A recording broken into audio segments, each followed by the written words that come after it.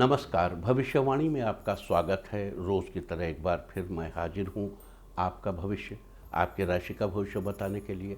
आज भाद्रपद शुक्ल पक्ष की पूर्णिमा तिथि और शनिवार का दिन है। पूर्णिमा तिथि आज दोपहर बाद 3:28 तक रहेगी। आज दोपहर 2:55 तक धृत योग रहेगा। साथ ही आज सुबह 9:37 तक शतभिखा नक्षत्र रहेगा। उसके बाद पूरा भाद्रपद नक्षत्र लग जाएगा। आज से श्राद्ध पक्ष की शुरुआत हो गई है। इसके और आज ही भागवत सप्ताह भी समाप्त होगा। इसके अलावा आज के दिन उमा महेश्वर व्रत भी रखा जाएगा। साथ ही आज पंचक भी है और स्नान दान की पूर्णिमा भी है। आगे हम इसी पर विस्तृत चर्चा करेंगे। आज अगर आपका बर्थडे है तो क्या करें, और अगर आज आपकी मैरिज एनिवर्सरी है तो क्या खास करें। क्या है आपका आज का लकी कलर और क्या है आपका आज का लकी नंबर। आज अगर बिजनेस शुरू करना है तो कितने बजे शुरू करें। नाम के अक्षर के हिसाब से क्या आज दुश्मन ज़ेर होगा या दोस्त की किस्मत का दरवाज़ा खुलेगा। किस अक्षर का आज क्या है भविष्य। जारी रहेगी चर्चा हमेशा की तरह वास्तुशास्त्र और सामुद्रिक शास्त्र की। आज कौन सी दिशा होगी शुभ और आज आपको खाने में क्या नहीं खाना है, और ये सब जानने के लिए रोज़ की तरह आज भी हमें बढ़ना होगा एक कदम आगे। दोस्तों, आप जानते हैं कि सही वक्त पर किया गया काम हमेशा सही फल देता है। ज्योतिषीय गणित पक्ष ने आकाशीय पिंडों के बीच बहने वाली इलेक्ट्रोमैग्नेटिक फील्ड के मूवमेंट को कैलकुलेट करके ये जान लिया है कि किस समय कौन सा काम करना अच्छा होगा। आज हम सबसे पहले बात करेंगे मुकदमा दायर करने या अपनी बात रखने के योग की, यानी कि याई जैद योग की। तो बता दूं कि आज ये योग नहीं बन रहा है। अब ये योग कल यानी कि 11 सितंबर की सुबह 8:02 से दोपहर 1:16 तक रहेगा। और इसके बाद बात करते हैं सर्वार सिद्धि योग यानी कि सारे काम बनाने वाले योग की। तो बता दूं कि आज ये योग नहीं बन रहा है। अब ये योग कल यानी कि 11 सितंबर की सुबह 8:02 से अगली सुबह 5:45 तक रहेगा। इस क्रम में आइए अब चर्चा करते हैं आज के शुभ मुहूर्त यानी कि फेवरेबल टाइम की। अगर आप किसी को प्रपोज करना चाहते हैं तो उसके लिए आज अच्छा मुहूर्त नहीं है। अब यह मुहूर्त 26 सितंबर की सुबह 6:41 से शाम 4:46 तक और एक बार फिर शाम 6:14 से शाम 7:39 तक रहेगा।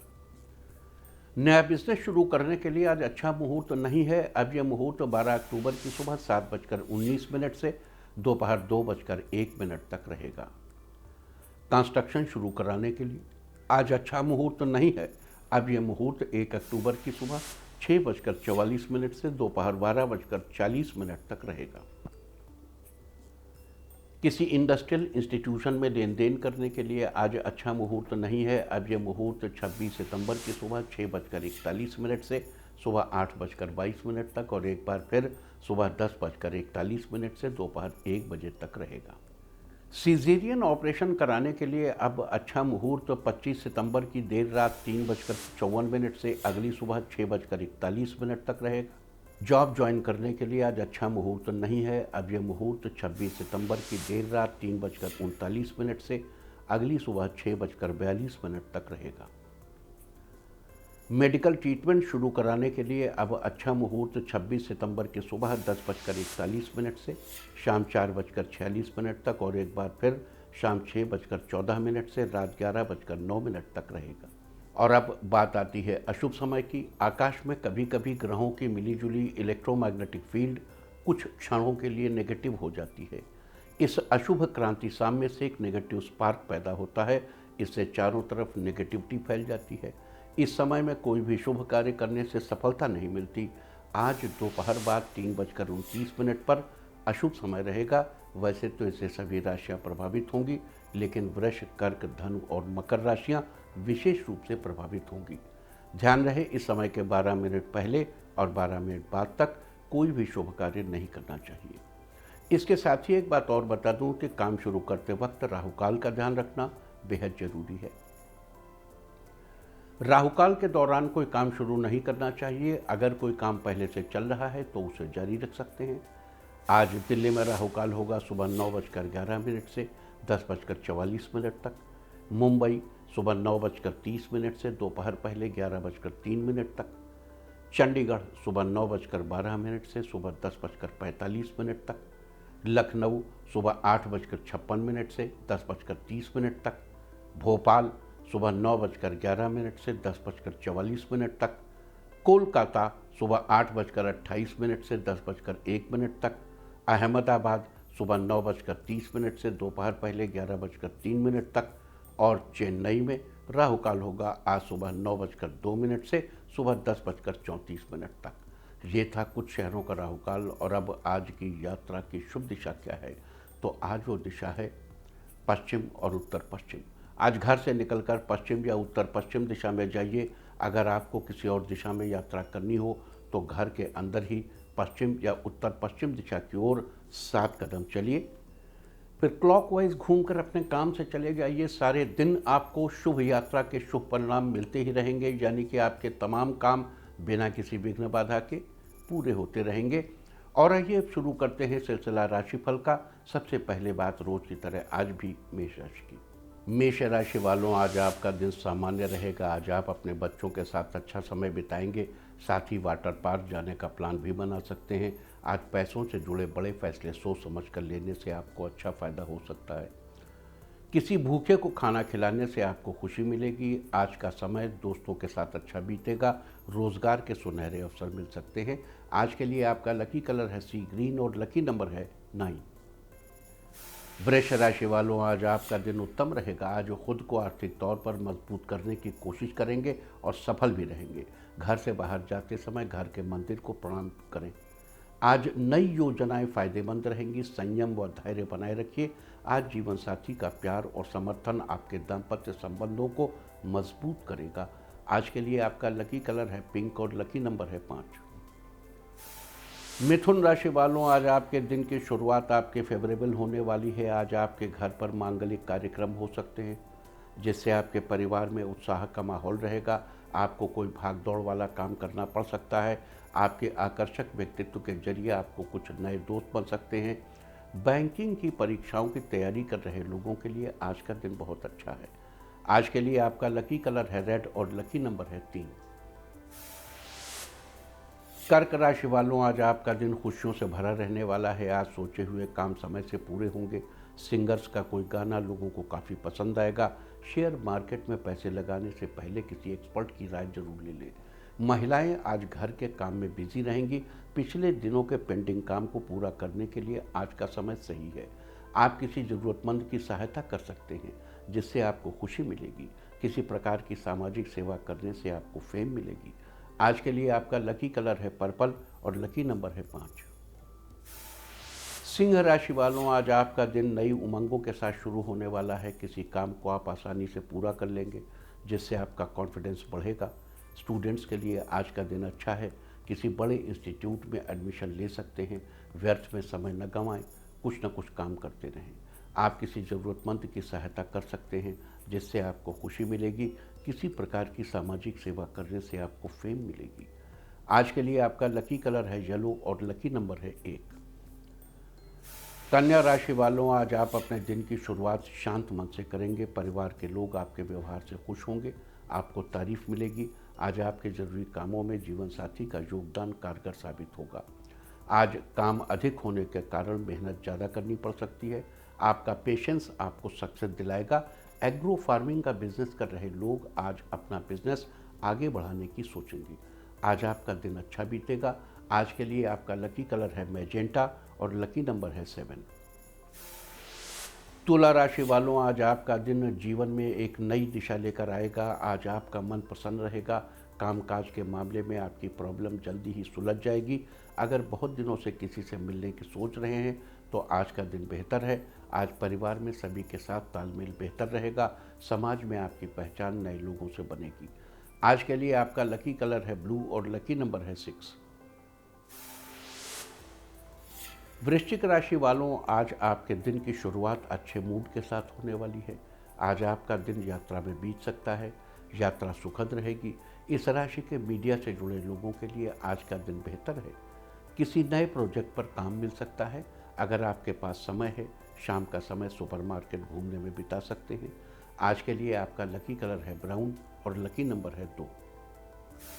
धनु राशि वालों, आज आपका दिन खुशियों से भरा रहेगा। आज परिवार का माहौल खुशनुमा बना रहेगा। आज आप अपने दोस्तों के साथ गोल्फ खेलने जा सकते हैं। इम्यूनिटी सिस्टम को बढ़ाने के लिए आप योगा कर सकते हैं। न्यूज़ एंकर्स के लिए आज का दिन बेहतर रहेगा। इस राशि के जिन लोगों का आज बर्थडे है, वो लोग आज अपने दोस्तों के साथ मूवी देखने का प्लान बना सकते हैं। आज के लिए आपका लकी कलर है ग्रे और लकी नंबर है 8।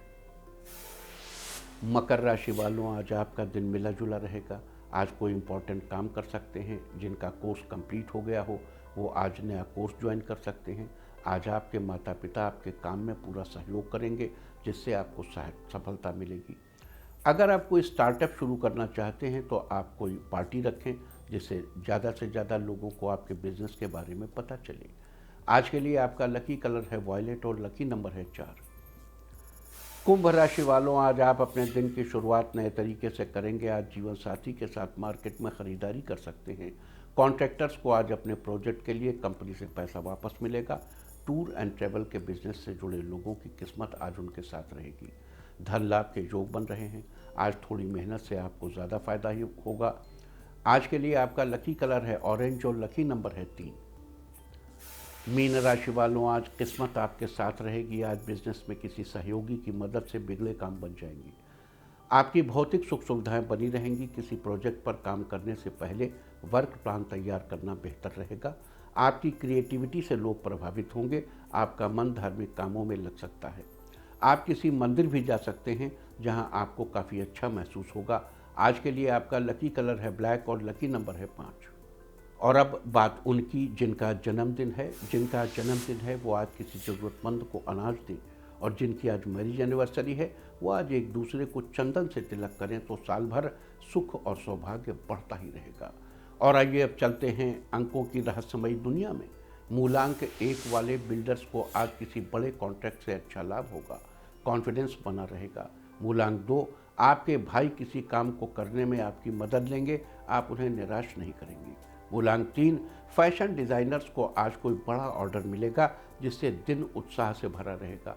मूलांक 4, पारिवारिक जीवन में बड़ी खुशखबरी मिलने से परिवार में खुशी का माहौल रहेगा। मूलांक 5, आज संतान से आर्थिक मदद मिलेगी, जिससे बिगड़ते काम बन जाएंगे। मूलांक 6, कानूनी विवाद में आज आपकी जीत होगी, जिससे आपको खुशी मिलेगी। मूलांक 7, अपने परिवार के साथ पिकनिक पर जा सकते हैं। रिश्तों में मधुरता आएगी। मूलांक 8, ऑर्गेनिक फूड का बिजनेस कर रहे लोगों को आज अच्छा प्रॉफिट होगा। मूलांक 9, प्राइवेट जॉब कर रहे लोगों का आज का दिन बेहतर रहेगा। अपने सभी काम समय से पूरे करना अच्छा रहेगा। और अब चर्चा वास्तुशास्त्र की। वास्तुशास्त्र में आज हम बात करेंगे घर में उपयोग होने वाले पानी के नल, शावर, वॉश बेसिन और गीज़र को सही दिशा में लगाने के बारे में।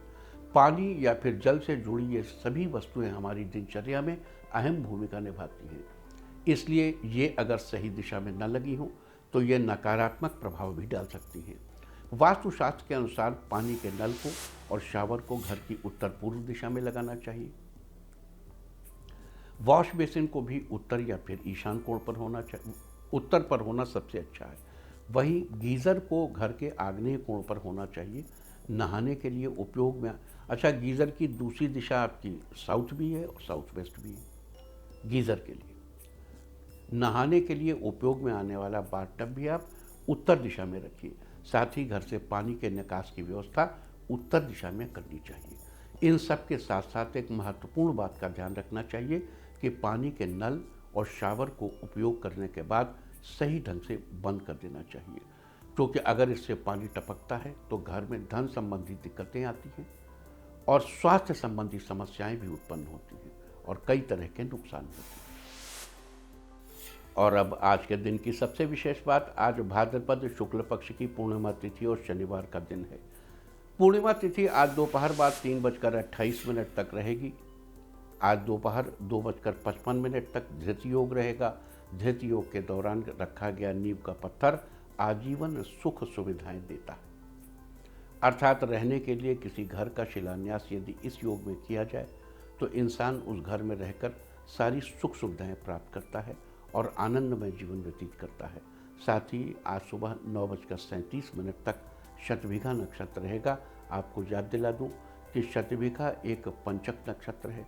धनिष्ठा से लेकर रेवती तक के 5 नक्षत्रों को पंचक नक्षत्र कहा जाता है। पंचक की श्रेणी में शतभिखा दूसरा नक्षत्र है। इस दौरान घर में मकान बनाने के लिए लकड़ी एकत्र करना या वुड वर्क कराना वर्जित है, ये ठीक नहीं है। अतः 13 सितंबर सुबह 6:36 तक आपको इन बातों का ध्यान रखना चाहिए। तो ये थी चर्चा धृतयोग, शतभिखा नक्षत्र और पंचक के बारे में। अब बात करते हैं 16 दिवसीय पितृपक्ष के बारे में। आप जानते हैं कि भाद्रपद शुक्ल पक्ष की पूर्णिमा से 16 दिवसीय श्राद्ध प्रारंभ होते हैं। लिहाजा आज से श्राद्ध की शुरुआत हो गई है और आश्विन महीने की अमावस्या को यानी 25 सितंबर दिन रविवार को समाप्त होगा। पितृपक्ष श्राद्ध को महालया या पितृपक्ष के नाम से भी जाना जाता है। बता दूं कि श्राद्ध शब्द श्रद्धा से बना है, जिसका मतलब है पितरों के प्रति श्रद्धा भाव। हमारे भीतर प्रवाहित रक्त में हमारे पितरों के अंश हैं, जिसके कारण हम उनके ऋणी होते हैं और ये ऋण उतारने के लिए श्राद्ध कर्म किए जाते हैं। आप दूसरे तरीके से भी इस बात को समझ सकते हैं कि पिता के जिस शुक्राणु के साथ जीव माता के गर्भ में जाता है उसमें 84 अंश होते हैं, जिनमें से 28 अंश तो शुक्रधारी पुरुष के खुद के भोजन आदि से उपार्जित होते हैं और 56 अंश पूर्व पुरुषों के होते हैं। उनमें से भी 21 अंश उसके पिता के, 15 अंश पितामह के, 10 अंश प्रपितामह के, 6 अंश चतुर्थ पुरुष के, 3 पंचम पुरुष के और 1 अंश षष्ठ पुरुष का, यानी छठी पीढ़ी के जो पुरखे हैं उनका होता है। इस तरह 7 पीढ़ियों तक वंश के सभी पूर्वजों के रक्त की एकता विद्यमान रहती है। लिहाजा अब देखो, इसमें यह भी है कि माता का भी तो रक्त मिल रहा है, तो हर बार एक माता का आया, दूसरी माता का आया, तीसरी माता का आया, तो जो पुरुष की परंपरा है वो 7 पीढ़ी तक मेंटेन रहती है। लिहाजा श्राद्ध या पिंडदान मुख्यतः 3 पीढ़ियों तक के पितरों को दिया जाता है। पितृपक्ष में किए गए कार्यों से पूर्वजों की आत्मा को तो शांति प्राप्त होती ही है, साथ ही कर्ता को भी पितृऋण से मुक्ति मिलती है। हमारे धर्मशास्त्र के अनुसार मृत्यु के बाद जीवात्मा को उसके कर्मानुसार स्वर्ग नरक में स्थान प्राप्त होता है। पाप पुण्य क्षीण होने पर वो पुनः मृत्युलोक में आ जाता है। मृत्यु के पश्चात पितृयान मार्ग से पितृलोक में होती हुई चंद्रलोक जाती है। चंद्रलोक में अमृत तत्व का सेवन करके निर्वाह करती है और ये अमृत तत्व कृष्ण पक्ष में चंद्रकलाओं के साथ क्षीण पड़ने लगता है। लिहाजा कृष्ण पक्ष में वंशजों को आहार पहुंचाने की व्यवस्था की गई है। ये आहार श्राद्ध के माध्यम से पूर्वजों को पहुंचाया जाता है। तो ये थी श्राद्ध से जुड़ी कुछ अहम बातें। और अब बात करते हैं आज पितृपक्ष यानी श्राद्ध के दौरान विभिन्न तिथियों पर किए जाने वाले श्राद्ध के बारे में। किस तिथि को और किनका श्राद्ध किया जाता है और उससे श्राद्ध कर्म करने वाले को क्या फल मिलते हैं, ये सब हम आपको अभी बताएंगे। पूर्णिमा तिथि का श्राद्ध तो आज ही किया जाएगा। आज उन सब का श्राद्ध किया जाएगा जिनका स्वर्गवास किसी भी महीने की पूर्णिमा को हुआ हो। अब देखो, पूर्णिमा तो शुक्ल पक्ष में ही होती खाली, तो अगर पूर्णिमा को श्राद्ध हुआ है और एक पखवाड़े में ले रहे हैं, कृष्ण पक्ष में ले रहे हैं, तो उसके एक पखवाड़ा पहले से लेना। देखो, पितृपक्ष इकलौता पक्ष है जिसमें 16 दिन होते हैं, बाकी हर पक्ष में 15 दिन होते हैं, क्योंकि इसमें अमावस्या और पूर्णिमा दोनों की जरूरत है। तो आज चूँकि पूर्णिमा है, तो जिनका स्वर्गवास किसी भी महीने की पूर्णिमा को हुआ हो, आज पूर्णिमा के दिन श्राद्ध करने से श्राद्ध करने वाले को, उसके परिवार को अच्छी बुद्धि, पुष्टि, पुत्र पौत्रादि और ऐश्वर्य की प्राप्ति होती है। प्रतिपदा तिथि का श्राद्ध कल यानी कि 11 सितंबर को किया जाएगा। कल उन लोगों का श्राद्ध किया जाएगा जिनका स्वर्गवास किसी भी महीने के कृष्ण या शुक्ल पक्ष की प्रतिपदा तिथि को हुआ हो। प्रतिपदा तिथि का श्राद्ध करने वाले व्यक्ति को धन संपत्ति में वृद्धि होती है। द्वितीया तिथि का श्राद्ध तिथि के अनुसार 11 सितंबर को ही, क्योंकि 1:30 बजे के बाद वो द्वितीया तिथि लग जाएगी प्रतिपदा, और अगले दिन मध्याह्न मिलेगा नहीं द्वितीया में। तो मध्याह्न अभी अवेलेबल है 11 तारीख को, तो द्वितीया तिथि का श्राद्ध भी 11 सितंबर को ही किया जाएगा। वो दोपहर बाद हम उस तिथि को बताएंगे कब आपको द्वितीया समाप्त होगी, कब तृतीया शुरू होगी, कब प्रतिपदा समाप्त होगी, कब द्वितीया शुरू होगी। तो प्रतिपदा और द्वितीया दोनों 11 को ही मनाए जाएंगे। यानी कि द्वितीया तिथि में उन लोगों का श्राद्ध किया जाएगा जिनका स्वर्गवास किसी भी महीने के कृष्ण या शुक्ल पक्ष की द्वितीया तिथि को हुआ हो। इस दिन श्राद्ध कर्म करने से व्यक्ति को हर तरह के सुख साधन मिलते हैं। तृतीया तिथि का श्राद्ध 12 सितंबर को किया जाएगा। तृतीया तिथि में उन लोगों का श्राद्ध किया जाएगा जिनका स्वर्गवास किसी भी महीने के कृष्ण या शुक्ल पक्ष की तृतीया को हुआ हो। तृतीया तिथि में श्राद्ध करने वाले व्यक्ति को शत्रुओं से छुटकारा मिलता है और समस्त कष्टों से मुक्ति मिलती है। चतुर्थी तिथि का श्राद्ध 13 सितंबर को किया जाएगा। चतुर्थी तिथि में उन लोगों का श्राद्ध किया जाएगा जिनका स्वर्गवास किसी भी महीने के कृष्ण या शुक्ल पक्ष की चतुर्थी को हुआ हो। इस दिन श्राद्ध करने से व्यक्ति को शत्रुओं से होने वाले अहित का पहले से ही ज्ञान हो जाता है। और अब बात करते हैं पंचमी तिथि के श्राद्ध की। पंचमी तिथि और भरणी का श्राद्ध 14 सितंबर को किया जाएगा।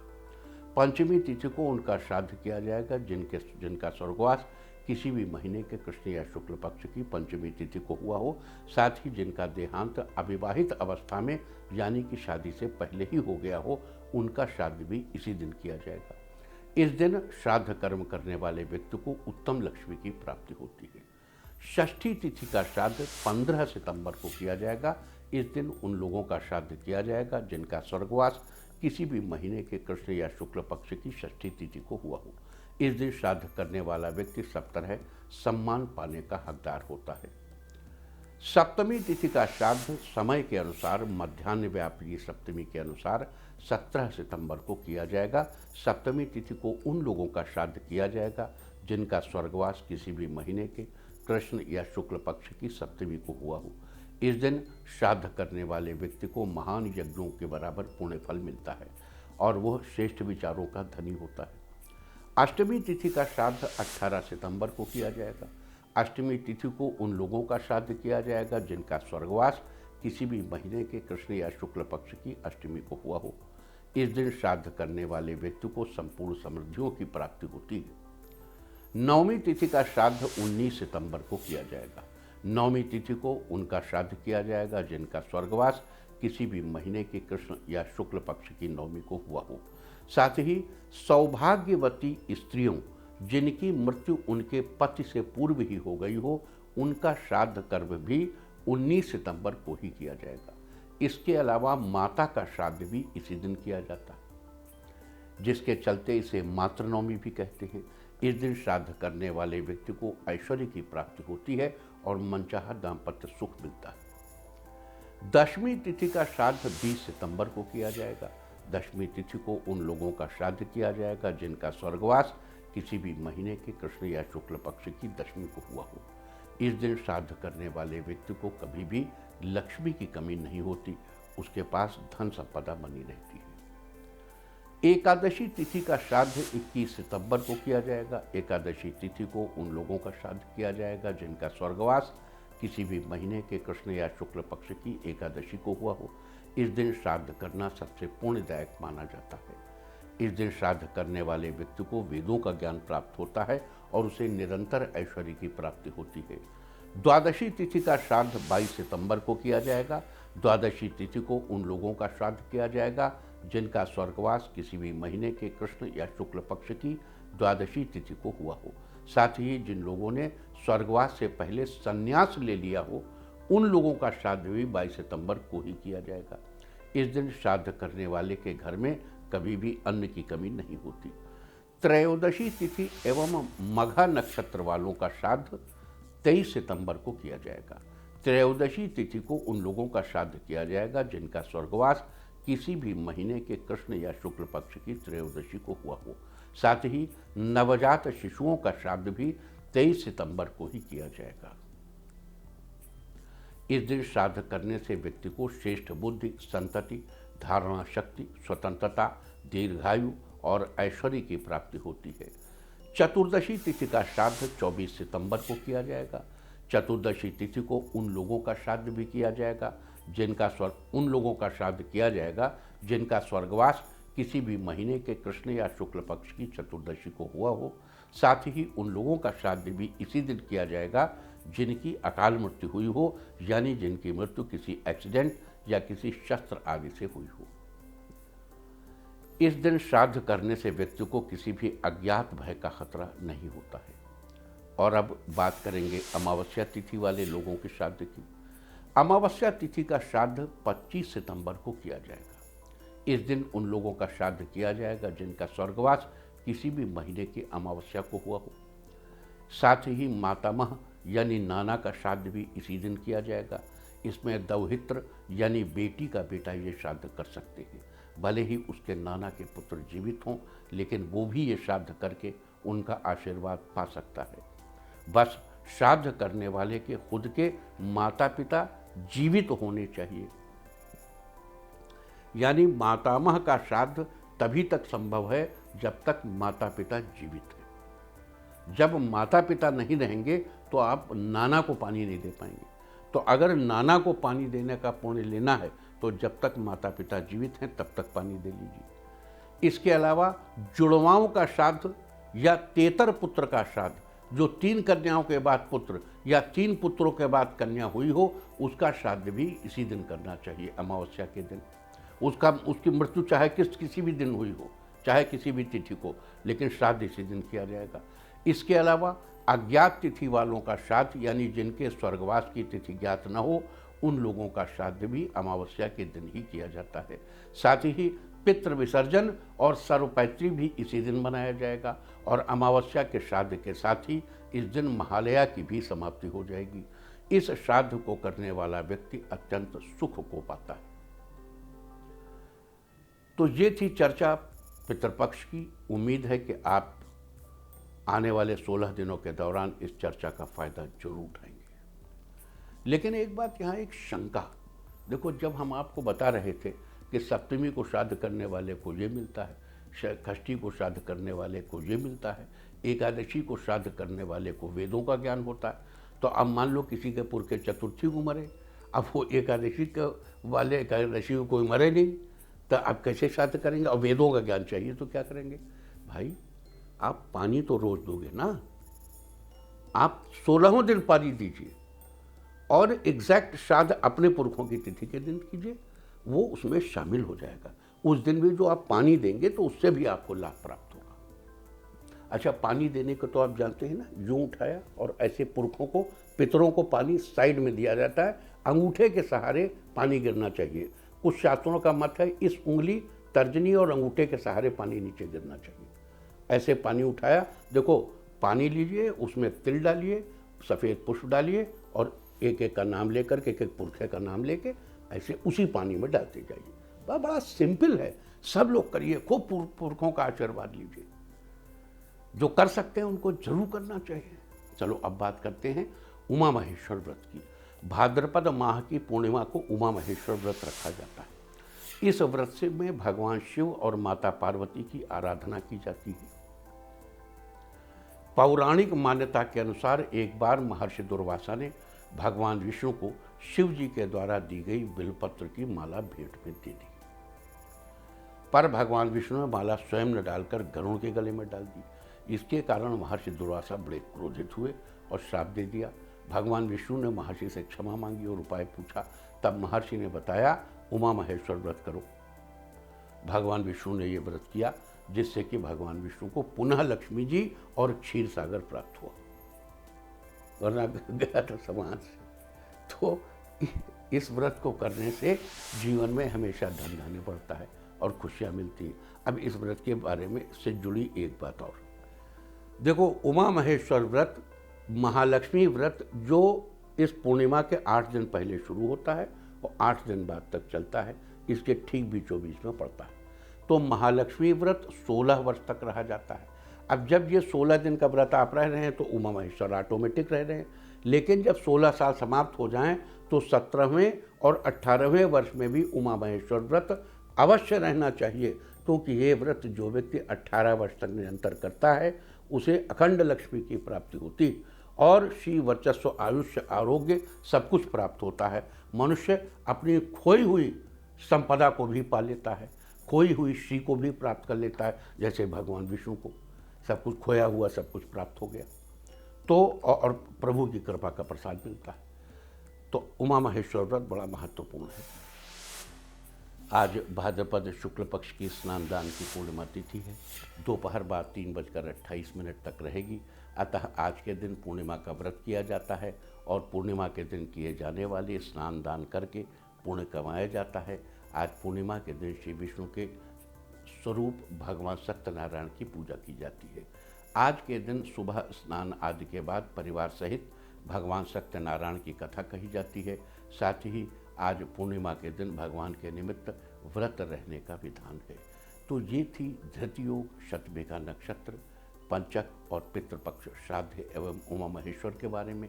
इसके साथ ही ये भी चर्चा कि भाद्रपद शुक्ल पक्ष की स्नान दान की पूर्णिमा के बारे में। उम्मीद है कि आप इस चर्चा का लाभ जरूर उठाएं। और अब बात आज के तीर्थ की। आज हम आपको लेकर चल रहे हैं जम्मू। आज उमा महेश्वर के दिन यहाँ स्थित भगवान शिव को समर्पित प्राचीन शिव खोड़ी धाम वास्तव में एक प्राचीन गुफा है जिसमें भगवान शिव का मंदिर बना हुआ है। मान्यता है कि ये वही स्थान है जहाँ भस्मासुर भस्म हुआ था। यहाँ भगवान शिव का अर्धनारीश्वर स्वरूप विराजमान है और यहाँ पूरे शिव परिवार के दर्शन होते हैं। ऐसा भी माना जाता है कि यहाँ 33 कोटि देवी देवताओं का वास है और आकर दर्शन करने पर स्वर्ग के द्वार खुल जाते हैं, क्योंकि इस गुफा का एक रास्ता सीधा स्वर्ग लोक को जाता है। यहाँ बने शिवलिंग की ऊंचाई लगभग 3.5 फीट है। तो आप भी घर बैठे कीजिए इस अद्भुत शिव खोड़ी धाम के दर्शन। जय जय उमा महेश्वर।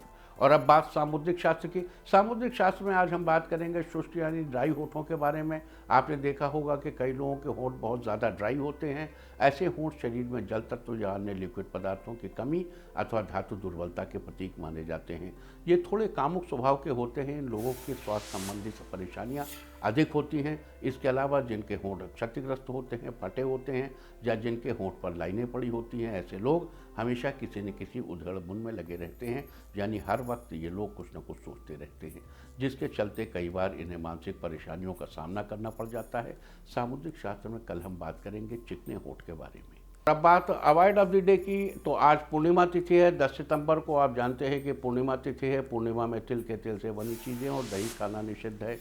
पूर्णिमा तिथि आज दोपहर बाद 3:28 तक रहेगी। उसके बाद प्रतिपदा लग जाएगी जो कल 1:15 कुछ सेकंड तक रहेगी। प्रतिपदा तिथि में कद्दू या कोहड़ा या सीताफल खाना मना है। इस तरह तिथि का समय जानकर आप अपने खाने का शेड्यूल बना सकते हैं। बाकी आप कुछ भी खाइए, पीजिए, मौज कीजिए। और चलते चलते मैं आपको बता दूं कि कल आपका मनोबल बढ़ाने वाली दिशा है उत्तर पश्चिम और उत्तर। और अब सावधान कोरोना। ओम नमो निसिंहाय हिरण्यकश्यप वक्षस्थल विदारणाय त्रिभुवन व्यापकाय कृमि विष विषाणु कुलोन्मूलनाय स्तंभोद्भवाय समस्त दोषान हर हर विसर विसर पच पच हन हन कंपाय मथ मथ ह्रीं ह्रीं ह्रीं फट फट ठह ठह एहि रुद्र आज्ञापयति स्वाहा। और अब वक्त है आज की टिप ऑफ द डे का। आज जेब में पीला रुमाल रखें। सारे दिन आपको खुशियाँ ही खुशियाँ हासिल होती रहेंगी। और अपना राशिफल जानने के लिए लॉग ऑन करें www.indiatv.in और मुझसे व्यक्तिगत संपर्क करने के लिए फ़ोन करें 9971000226। भविष्यवाणी में फ़िलहाल इतना ही। नमस्कार।